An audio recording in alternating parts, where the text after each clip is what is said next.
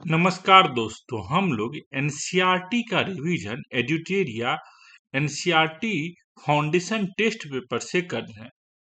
अभी तक हम लोग इस टेस्ट पेपर नंबर 1 से टोटल 45 क्वेश्चन का डिस्कशन कर लिए हैं।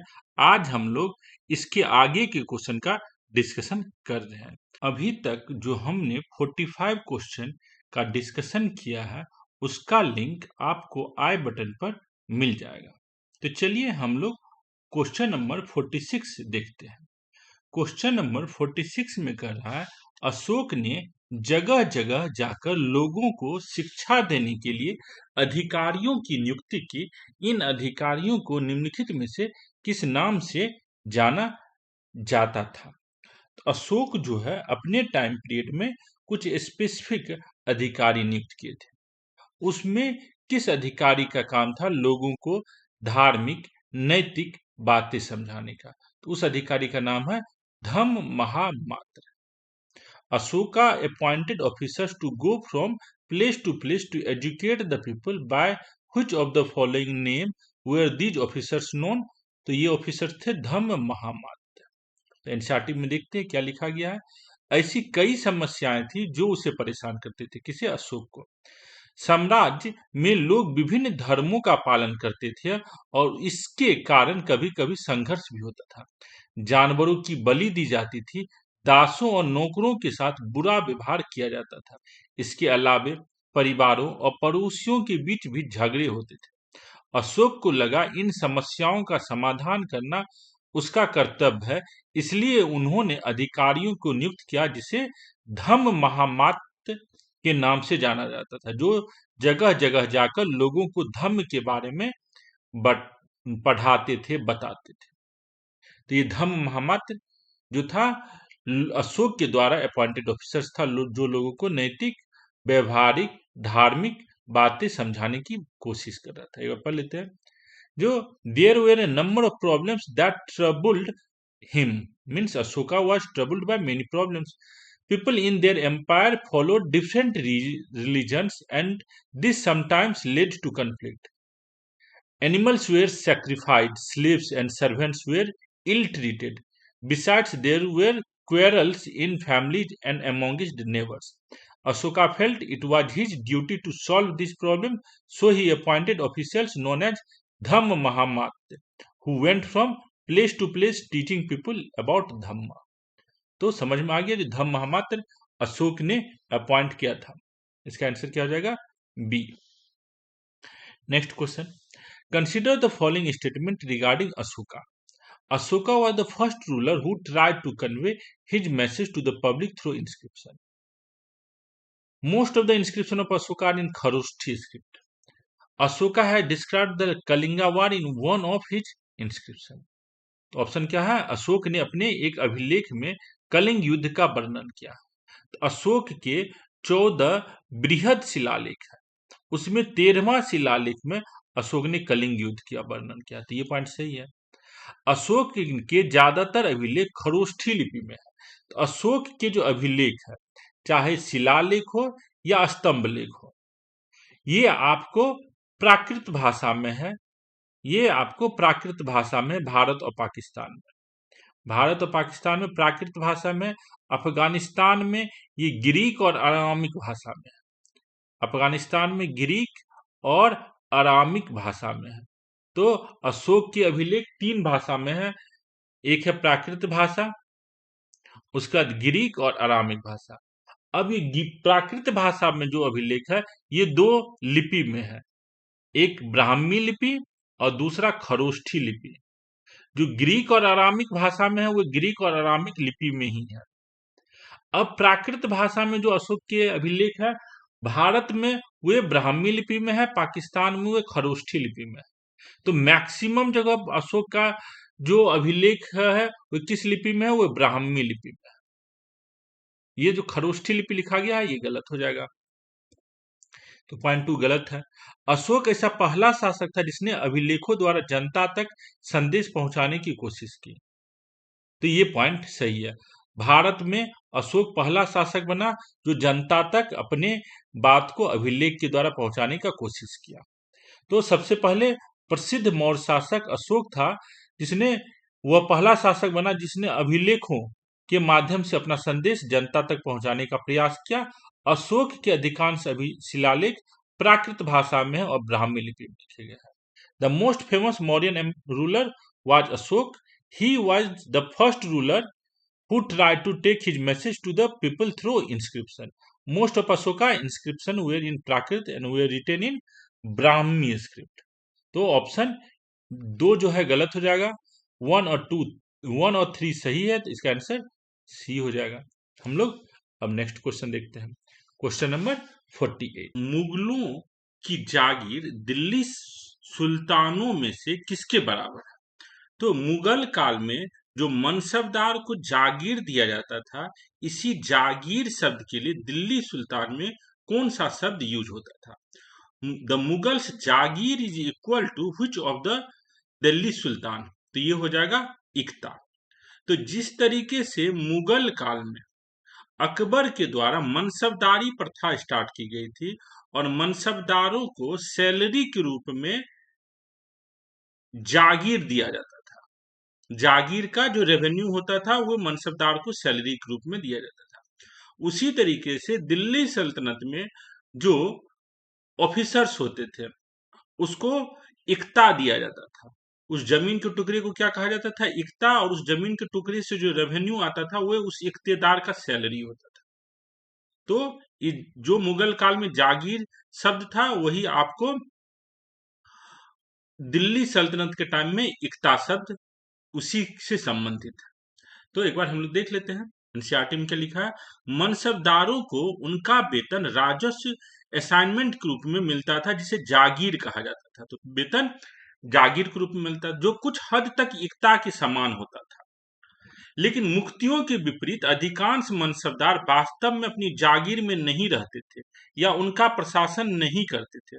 उनके पास केवल उनके कार्य के राजस्व का अधिकार था, जो उनके नौकरों के द्वारा एकत्र किया जाता था। तो मनसबदार जो है उसको जो सैलरी जिस जागीर से मिल रहा है वो जरूरी नहीं वो उसी जागीर में रहकर वो काम कर रहा हो सकता है। वे एक मान लीजिए जागीर ए में का उसको रेवेन्यू जो है सैलरी के रूप में मिल रहा है, लेकिन वो मनसबदार किसी दूसरे जागीर बी में अपना काम कर रहा है। तो ये भी पॉइंट इसमें लिखा गया। तो 48 का आंसर क्या हो जाएगा? The Mughals jagir is equal to which of the Delhi sultan? तो इक्ता। नेक्स्ट क्वेश्चन है, 14वीं शताब्दी के ग्रंथ लीला तिलकम के बारे में सत्य कथन का चयन कीजिए। Select the true statement about the 14th century text Leela Tilakam. यह केरल में मलयालम में लिखी गई ऐसी पहली साहित्यिक पुस्तक है जो व्याकरण और काव्य से संबंधित है। तो यह क्या केरल की पहली साहित्यिक पुस्तक है? तो देखना होगा। इस पुस्तक की रचना केवल संस्कृत भाषा में की गई है। This is the first literary book originated in Kerala, written in Malayalam and which deals with grammar and poetry. This book is written only in Sanskrit language. तो देखिए एनसीईआरटी में क्या लिख रहा है, जो मलयालम में पहली साहित्य कृति लगभग 12वीं शताब्दी में लिखी गई, जो सीधे तौर पर संस्कृत की ऋणी है। दिलचस्प बात यह है कि 14वीं शताब्दी का एक पाठ लीला तिलकम, जो व्याकरण और काव्य शास्त्र से संबंधित है, मणि प्रबलम में लिखा गया है था। शाब्दिक अर्थ है हीरे और मूंगे, दो शब्द संस्कृत और क्षेत्रीय भाषा का जिक्र करता है। तो पहली बात तो लीला तिलकम जो है एक केरल में लिखा गया बुक है, जो कब लिखा गया? 14वीं शताब्दी में है। ये मलयालम भाषा की पहली बुक नहीं है, मलयालम भाषा की पहली बुक 12वीं शताब्दी में लिखी गई है। तो ऑप्शन 1 गलत हो जाएगा। दूसरा है, इस पुस्तक की रचना केवल संस्कृत भाषा में की गई? तो नहीं, इस पुस्तक की रचना संस्कृत और क्षेत्रीय भाषा दोनों को मिलाकर की गई है। तो इसका दोनों पॉइंट गलत हो जाएगा। आंसर क्या आ जाएगा? उपयुक्त में से कोई नहीं। एट द सेम टाइम, इसको पढ़ लेते। At the same time Cheras कौन थे? जो केरल में राज कर रहे थे। चोल, चेर, पांड्या, साउथ इंडिया के 3 फेमस डायनेस्टी है, वंश है, उसमें चेर जो था वो केरल में शासन करता था। The temple theatre of Kerala which is trace to this period borrowed stories from Sanskrit epic. तो यहाँ पर जो मलयालम भाषा में जो कहानियां लिखी गई है उन्होंने संस्कृत की कहानियों से इंस्पिरेशन लिया है। The first literary work in Malayalam dated to about 12th century are directly indebted to Sanskrit. तो 12वीं शताब्दी में जो मलयालम की पहली किताब है वो संस्कृत भाषा से इंस्पायर्ड है। Interestingly enough, a 14th century text, Lila Tilakam, dealing with grammar and poetics, was composed in Mani Prabhalam, literally diamonds and corals, referring to two languages, Sanskrit and regional language. तो लीला तिलाकम जो है ये दो भाषा में लिखा गया है, एक है संस्कृत और रीजनल लैंग्वेज, और ये मलयालम की लगभग दूसरी बुक है, ये पहली बुक नहीं है। पहली बुक 12वीं शताब्दी में लिखा गया है, लीला तिलाकम 14वीं शताब्दी का बुक है। Next, Ashoka inscription have been found from many places. At which of the following places have the inscription of Ashoka found? निम्नलिखित में से किस स्थान पर अशोक के शिलालेख प्राप्त होते हैं? तो देखिए अशोक के शिलालेख हमको कंधार में भी प्राप्त होता है, यहाँ पर कंधार है, ये सब अशोक के शिलालेख का मैप है। उसके बाद ब्रह्मगिरी आपको साउथ इंडिया में है, देखिए यहाँ पर ब्रह्मगिरी में भी अशोक के शिलालेख है। जोगाड़ा यहाँ पर है, आपको यहाँ पर भी है। गिरनार में फेमस शिलालेख है अशोक का, जिससे पता चलता है हमको जो ये वाले इलाके में सुदर्शन लेक बनवाया गया था, किसके द्वारा? चंद्रगुप्त मौर्य के राजदूत के द्वारा। उसके बाद अशोक उस सुदर्शन लेक को रिपेयर करवाया। उसके बाद रुद्र दमन, जो शक राजा रहता है रुद्र दमन, वो भी इसको रिपेयर करवाता है। उसके बाद गुप्ता वंश के टाइम में भी इसको रिपेयर करवाया जाता है। तो गिरनार में जो शिलालेख है ये बहुत ही इंपॉर्टेंट शिलालेख है। तो ये गिरनार हो गया, जोगाड़ हो गया, लुम्बिनी भी एक इंपॉर्टेंट जगह है शिलालेख का, जिससे हमको ये पता चलता है जो महात्मा बुद्ध का जन्म लुम्बिनी में हुआ था। तो महात्मा बुद्ध का जन्म लुम्बिनी में हुआ था, ये कैसे पता चलता है? अशोक का जो शिलालेख लुम्बिनी में है। तो हमने देखा जो कंधार में भी है अशोक का शिलालेख, लुम्बिनी में है, गिरनार में है, ब्रह्मगिरी में है, जोगुड़ा में है। तो ये यहाँ पर आंसर क्या आ जाएगा? उपयुक्त में से सभी हो जाएगा। Next, Where among the following did Ashoka send his ambassador to spread the ideas of Dhamma? Ashok ने धम्म के विचारों को प्रसारित करने के लिए अपने राजदूत को निम्न में से कहाँ भेजा था? तो अशोक ने धम्म के प्रचार के लिए अपने राजदूत को सीरिया भेजा था, मिस्र भेजा था, श्रीलंका भेजा था, उपयुक्त में से सभी।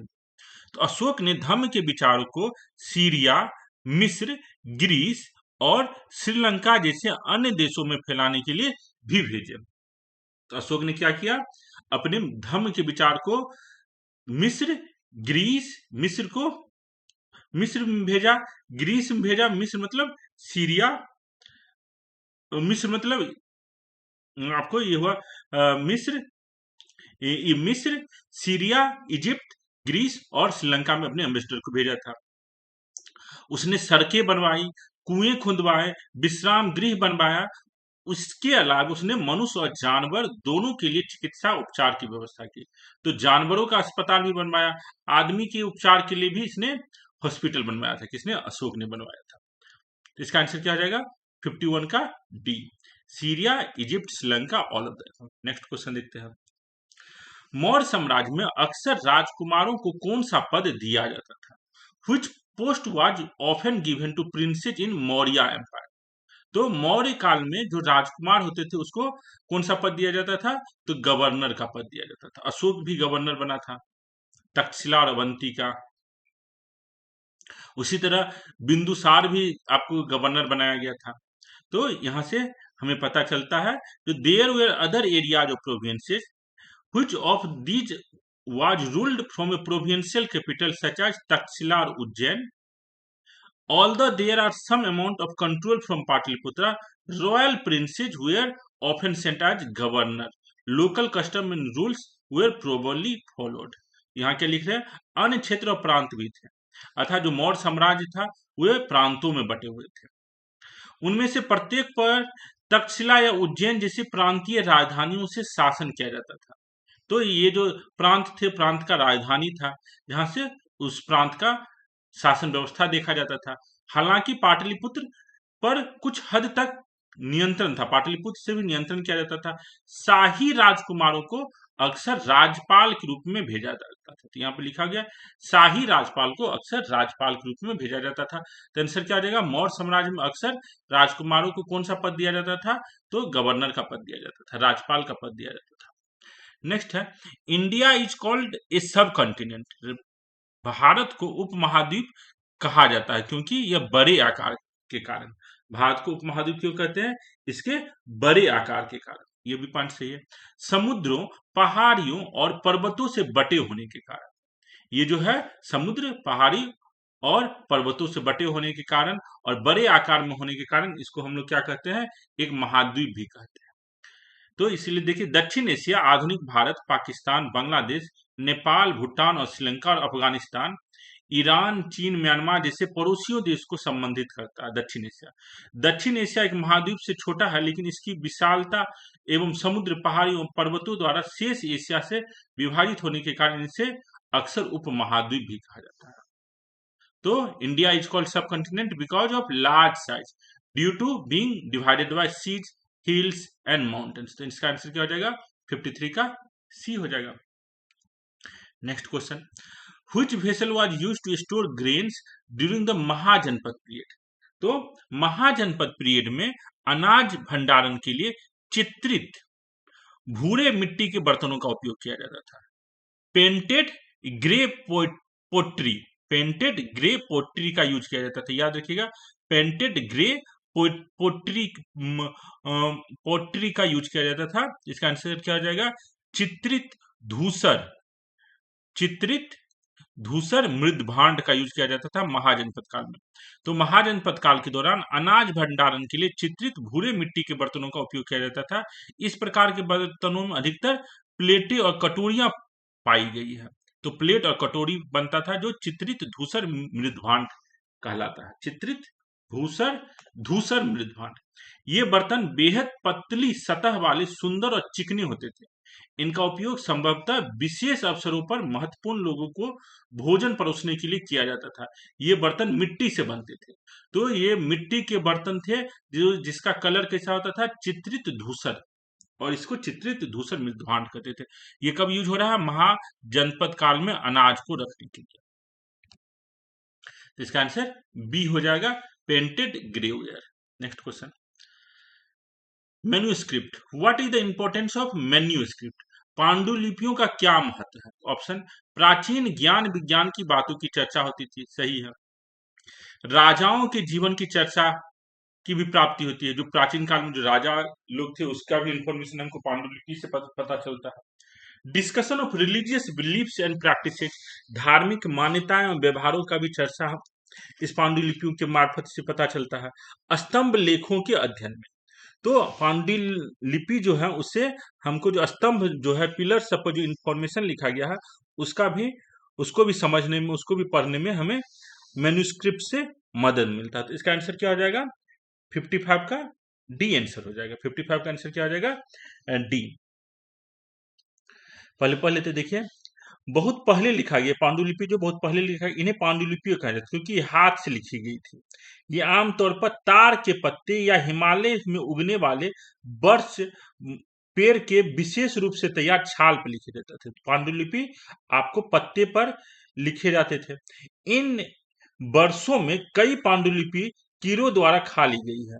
जो पांडुलिपि प्राचीन काल का है, अब तो हजारों साल से ये पांडुलिपि बर्बाद हो गया है, कीड़े सब उसको खा गए, लेकिन कई बच गए हैं, कई पांडुलिपि बच गए हैं जिन्हें अक्सर मंदिरों और मठों में सुरक्षित रखा गया है। जो पांडुलिपि बचा हुआ है वो मंदिर और मठों में सुरक्षित रखा गया है। ये पुस्तकें सभी प्रकार के विषयों से संबंधित है।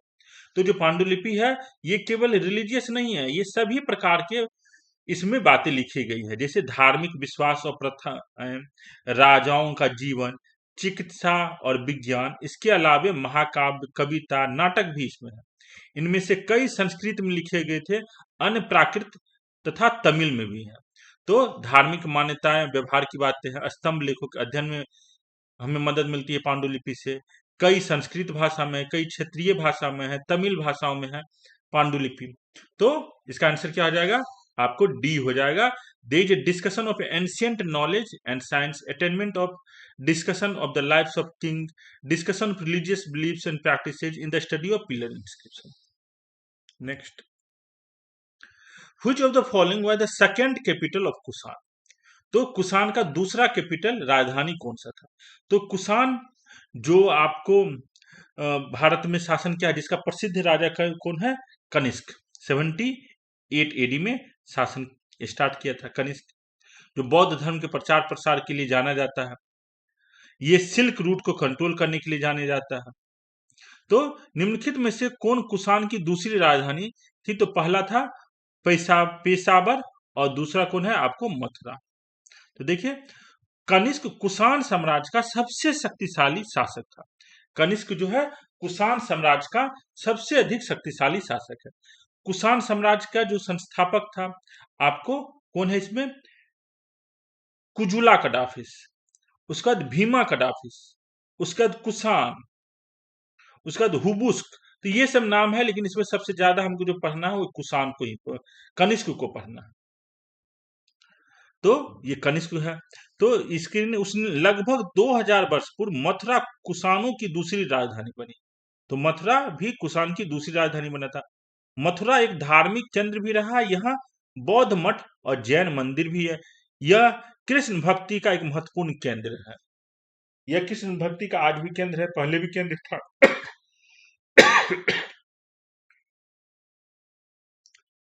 तो ये क्या है? कृष्ण भक्ति का एक महत्वपूर्ण केंद्र है। नेक्स्ट क्वेश्चन देखते हैं। नेक्स्ट क्वेश्चन क्या है? Who among the following is the ancient port named Arikmadu? Where among the following is the ancient port named Arikamedu नाम located? अरिकामेडु नामक प्राचीन पत्तन निम्नलिखित में से कहाँ स्थित है? तो ये आपको कहाँ पर स्थित है? ये आपको स्थित है पौंडीचेरी में स्थित है। ये कहाँ पे स्थित है? पौंडीचेरी में स्थित है। तो पढ़ते हैं। मानचित्र पर अरिकमाडु जो पौंडीचेरी में है ढूंढे। पृष्ठ 96 पर रोम बॉक्स में ढूंढे। 2200 से 1900 साल पहले के बीच अरिकमाडु एक तटीय बस्ती थी, जहां ये क्या था? एक तटीय बस्ती था, जहां जहाज दूर देशों से सामान उतारते थे। साइट पर ईंटों की विशाल संरचना पाई गई है, जो शायद एक गोदाम था। अन्य खोजों में भूमध्य सागरीय क्षेत्र के एक मिट्टी के बर्तन शामिल है, जैसा कि एम्फोरा। तो ये यहाँ पर दिया गया है, एनसीईआरटी में बताया गया है। जो अरिकामेडु जो है आपको पौंडीचेरी में एक जगह है, जहां पर प्राचीन काल में विदेशों सबसे जहाज, पानी का जहाज आता था। अरिकामेडु प्राचीन पत्तन निम्नलिखित में से कहाँ है? तो पौंडीचेरी में है। Next, Jataka tales were compiled by who among the following? Jataka कथाओं का संकलन निम्नलिखित में से किसके द्वारा किया गया था? तो जातक कथाओं का संकलन का संबंध है बौद्ध अनुयायियों के द्वारा। तो जातक कथा जो है बौद्ध अनुयायियों के द्वारा संकलित किया गया है। जातक बौद्ध ग्रंथ त्रिपिटक सुत्त पिटक के अंतर्गत खुंदक निकाय का भाग है। जातक कथा जिसमें बौद्ध महात्मा बुद्ध के पूर्व जन्मों की कहानी। तो जातक जो है कथा बौद्ध धर्म के त्रिपिटक, बौद्ध धर्म का त्रिपिटक में कौन कौन सा था? विनय पिटक, उसके बाद सुत्त पिटक और अभिधम्म पिटक। सुत्त पिटक किसने लिखा है? सुत्त पिटक। सुत्त पिटक आनंद ने लिखा। विनय पिटक किसने लिखा? उपाली ने लिखा है। और अभिधम्म पिटक किसने लिखा है? तो अभिधम्म पिटक कब कंपाइल किया गया? थर्ड बुद्धिस्ट काउंसिल में। सुत्त पिटक और विनय पिटक कब लिखा गया? फर्स्ट बुद्धिस्ट काउंसिल में। अभिधम्म पिटक के कंपाइलर कौन है? मोगलीपुत्र तिस। तो ये याद रखिएगा, जो बुद्ध के त्रिपिटक कौन है। इसी में जो सुत्त पिटक है, सुत्त पिटक के 5 भाग है। सुत्त पिटक के 5 भाग है, उसमें से जो खुंदक निकाय है, खुंदक निकाय के अंतर्गत जातक कथाओं का वर्णन किया गया है। इन कहानियों में भगवान बुद्ध की कहानियां हैं, जिसके बारे में माना जाता है यह कथा स्वयं गौतम बुद्ध ने ही कही थी। क्योंकि हालांकि कुछ विद्वानों का मानना है कि कुछ जातक कथाएं गौतम बुद्ध के निर्वाण के बाद उनके शिष्यों द्वारा कही गई थी। तो कुछ का लोगों का मानना है जो ये जो जातक कथाएं हैं महात्मा बुद्ध ने खुद कहा और कुछ का मानना है जो ये जातक कथाएं उनके शिष्यों ने कहा है। विश्व की सबसे प्राचीन लिखित कहानियां जातक कथाएं हैं। सबसे प्राचीन लिखित कहानियां जातक कथा है। The world oldest written stories are Jataka tales in which about 600 stories have been collected. 600 कहानियां हैं इसमें। यह घटना ईसा से 300 वर्ष पूर्व की है। इन कहानियों में मनोरंजन के माध्यम से नैतिकता और धर्म को समझाने का प्रयास किया गया है। तो ये जो जातक कथा है इसमें मनोरंजन के माध्यम से नैतिकता और धर्म को समझाने का कोशिश किया गया है। तो जातक कथाएं किस धर्म से रिलेटेड है? तो बौद्ध अनुयायी, बौद्ध धर्म से। यहाँ देखिए बताए थे सुत्त पिटक के 5 भाग हैं, याद रखिएगा। एक दिग्घ निकाय है, मध्यम निकाय है, संयुक्त निकाय है, अंगुत्तर निकाय है, खुद्दक निकाय। तो सुत्त पिटक के 5 भाग दिग्घ निकाय, मध्यम निकाय, संयुक्त निकाय, अंगुत्तर निकाय, खुद्दक। दिग्घ निकाय मतलब लॉन्ग डिस्कोर्स, दिग्घ मतलब बड़ा, मध्यम मतलब मिडिल, संयुक्त मतलब कनेक्टेड, अंगुत्तर मतलब नंबर। भारत में जो 16 महाजनपद है, ये 16 संख्या कौन कौन सा महाजनपद है इसकी इंफॉर्मेशन हमें कहाँ से मिलती है? यही अंगुत्तर निकाय से इंफॉर्मेशन मिलती है। अंगुत्तर निकाय सुत्त पिटक का ही भाग है। खुद्दक निकाय जो है माइनर कलेक्शन, मामूली संग्रह खुद्दक निकाय में भी है। तो ये है सुत्त पिटक। सुत्त पिटक किसने लिखा है, कंपाइल किया है? तो सुत्त पिटक आनंद ने किया है। विनय पिटक किसने किया है? तो उपाली, वी फॉर विनय और यू फॉर उपाली। इस तरीके से आप याद रख सकते हैं। नेक्स्ट क्वेश्चन है, what were the big land owners called in Tamil region of the south India? दक्षिण भारत तमिल क्षेत्र में बड़ी भूस्वामियों को क्या कहा जाता था? दक्षिण भारत तमिल क्षेत्र में बड़ी भूस्वामियों को क्या कहा जाता था? तो इसका आंसर क्या हो जाएगा? बड़ी भूस्वामी को क्या कहा जाता था? तो याद रखिएगा भेल भे वेलेल्ला वेलेल्ला वेलेल्ला कहा जाता था। तो देखिए यहाँ पर बताया गया है जो नॉर्थ इंडिया हो कि साउथ इंडिया हो, 3 टाइप के किसान थे। एक किसान जो सबसे बड़ा था, ज्यादा धनी आदमी था, उसको लार्ज लैंड ओनर्स भेल्लेलार कहा जाता था। जो ऑर्डिनरी उससे कम होते थे धनी, उसको क्या कहता था? उजूभार। और जिसके पास कुछ भी नहीं होता था जो किसान, उसको क्या कहते थे? अदामी, आदि मई और केदी सियार। तो सबसे धनी जो है उसको भेलेलाल कह रहे हैं। उसके बाद जो धनी है सेकंड नंबर पर, उसको उजूभार कहते हैं। उजूभार देखिए, उजूभार साधारण हल वाले किसान को उजूभार कहा जाता था। सबसे धनी को भेलेलार कहा जाता था। तो नंबर 1 पे भेलेलार, दूसरा उजूभार और तीसरा केदीसियार या आदि मई कहा गया है। ये सब तीनों क्या चीज का नाम है? आपको दक्षिण भारत में जो भूस्वामी का वर्गीकरण है। पहला भेलेलार, दूसरा उजूभार और तीसरा केदीसियार या आदि मई। उसके बाद नॉर्थ इंडिया में जो धनी किसान होते थे उसको क्या कहते थे? धनी किसान को ग्राम भोजक कहते थे। तो देखिए in the northern part of India the village headman was known as Gram Bhojaka. तो उत्तर भारत में हम लोग ग्राम भोजका कहते थे। उसके बाद ग्राम भोजका के अलावे जो उससे कम धनी होता था उसको क्या कहते थे? गृहपति कहते थे। और सबसे जो कमजोर होता था, सबसे गरीब होता था, उसको दास कर्माकर कहते थे। तो उत्तर भारत में 3 जो नाम है किसान का वर्गीकरण जो है, ग्राम भोजका, गृहपति और दास कर्माकर। दक्षिण भारत में जो 3 किसान का कैटेगरी है उसमें पहला कौन हो जाएगा? भेल्लेलार, दूसरा उजुबार और तीसरा आदि मई या केदी सियार। आदि मई या केदी सियार। तो इस तरीके से हमको साउथ इंडिया के किसानों का वर्गीकरण और नॉर्थ इंडिया के किसानों का वर्गीकरण समझ गए।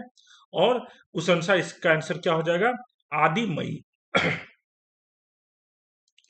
Next question, consider the following statement regarding the Kandahar inscription received from Afghanistan.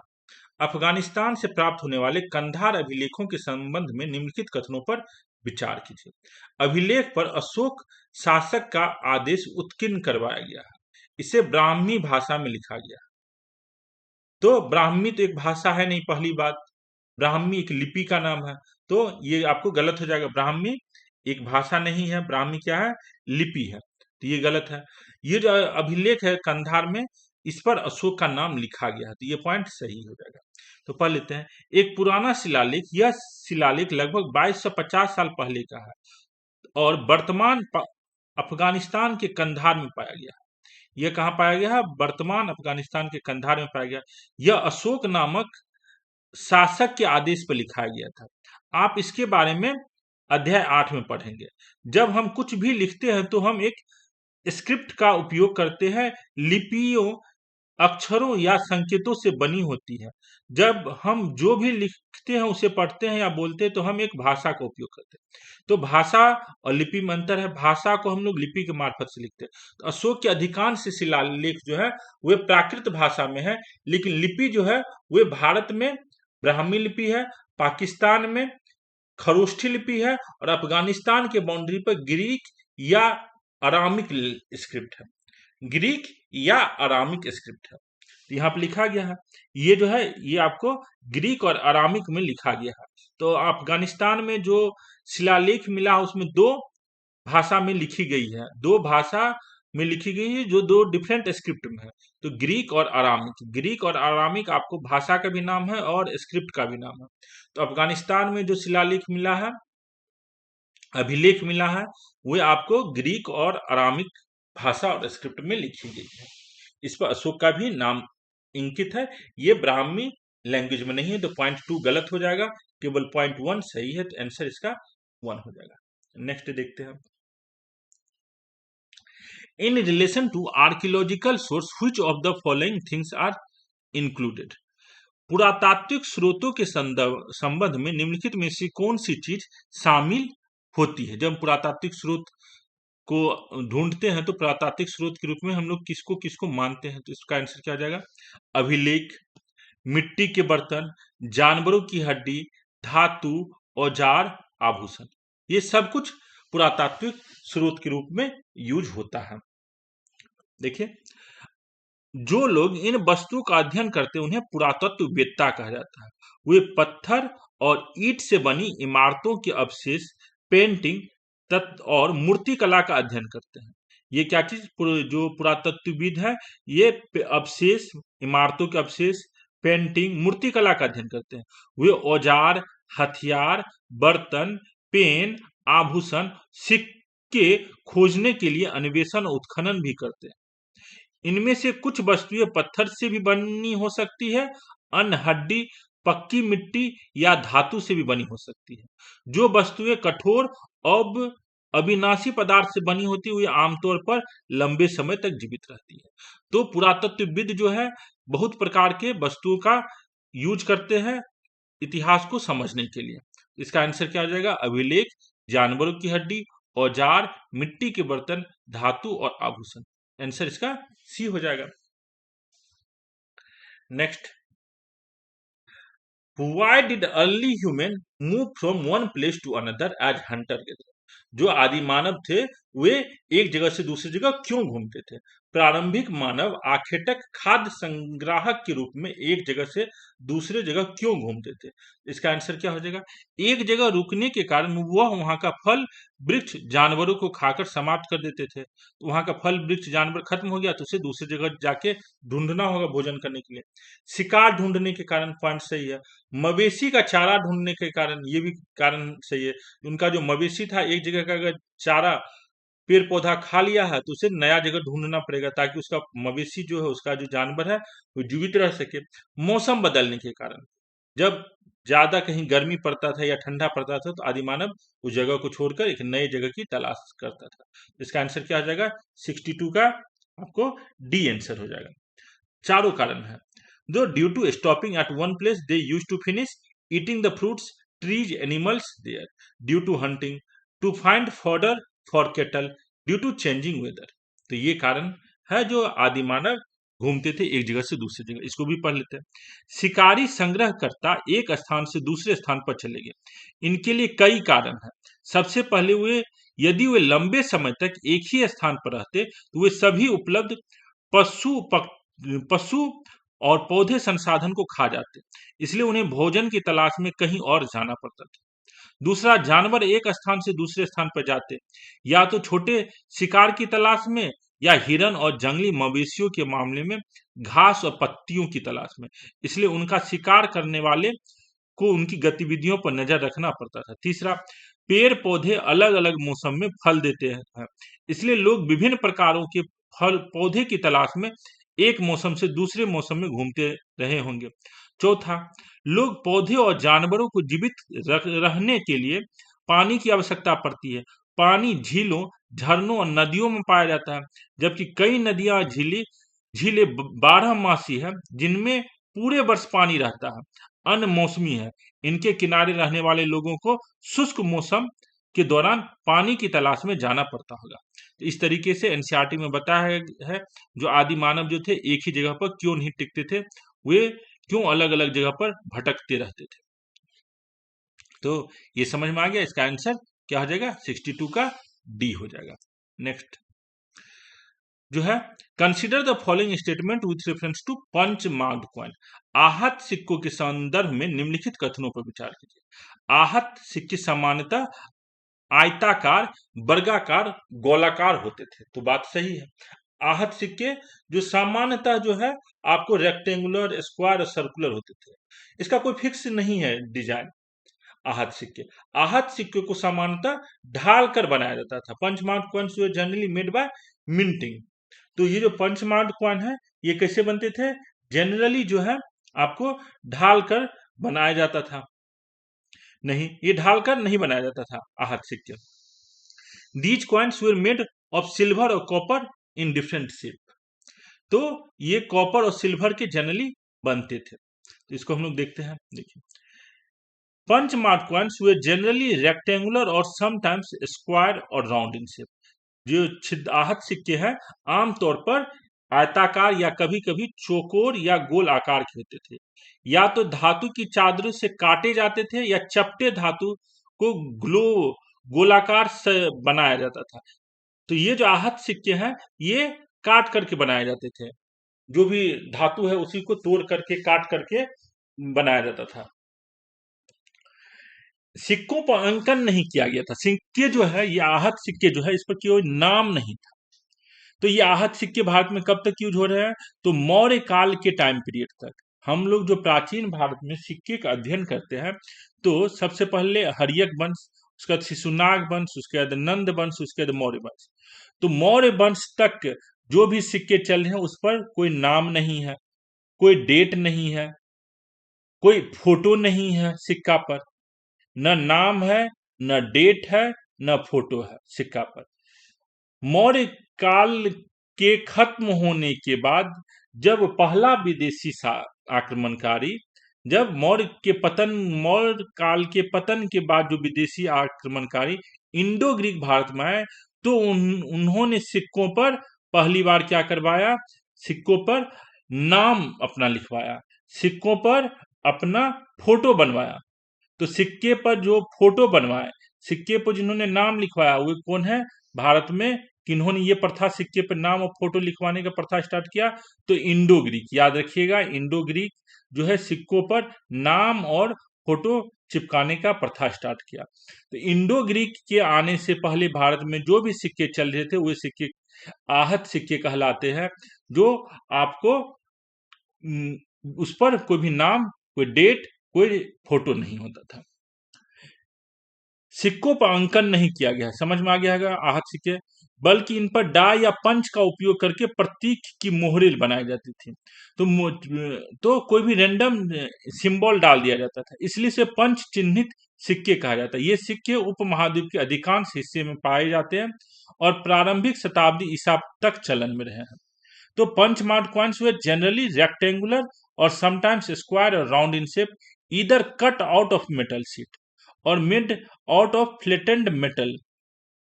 The coins were not inscribed, ये कॉइन इंस्क्राइब्ड नहीं है, but were stamped with symbols using dies और punches, hence they are called punch marked. These coins are found over most part of the subcontinent and remained in circulation till early centuries. तो Indo Greek के आने तक ये सिक्के भारत में प्रचलन में थे। अगला क्वेश्चन है, who among the following is mentioned in the inscription of Mathura. तो मथुरा में जो इंस्क्रिप्शन मिला, अभिलेख मिला, उस पर हमें किनका किनका जिक्र है। तो सुनारों का जिक्र है, लोहार और बुनकरों का भी जिक्र है, टोकरी और माला बनाने वाले का भी जिक्र है, उपयुक्त में से सभी का जिक्र है। तो इसका आंसर क्या आ जाएगा, देखिए। अच्छा, ये जो 63 था, इसका आंसर क्या आ जाएगा, आहत सिक्कों को सामान्यतः ढाल कर नहीं बनाया जाता था। तो इसमें गलत पूछ रहा है, तो इसका आंसर बी हो जाएगा। ये आहत सिक्के जो पहले से जो चांदी के या आपको सिल्वर है, कॉपर है, उसी का जो टुकड़ा है उसी को काट करके ये आहत सिक्के बनाए जाते थे। मथुरा के अभिलेख में से निम्नलिखित में से किसका उल्लेख मिलता है, तो उपयुक्त में से सभी। तो देख लेते हैं।